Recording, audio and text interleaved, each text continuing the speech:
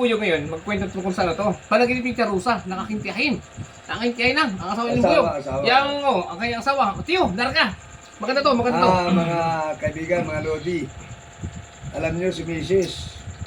Minsan kami tumulog. Ngayon, sa pagtulog namin, sabi ko, ba't itong katabi ko'y nag-aungol? Di siyempre, masamang nasa isip ko, baka ito na nag-init ng kung ano. Ay, baka mapangungot ito. Ay, dumatay yung ay, di ngayon. Sabi ko, ba? Ano kaya ito? Biglang nagising, sabi sa amin, nananag-inip ako.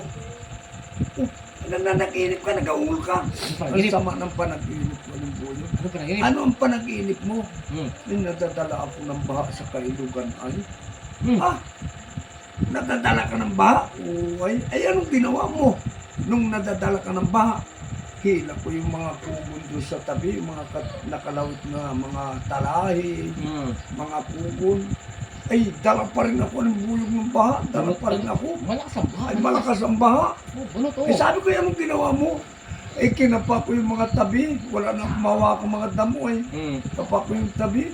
Anong ginawa mo nung napahawak man din ako ng buyog doon sa tuod?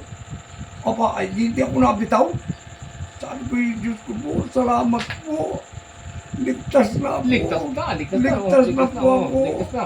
Dahil lang po yung pahawak ako sa tuod. Mrs. Ligtas ka talaga sa nawakan mong tuod.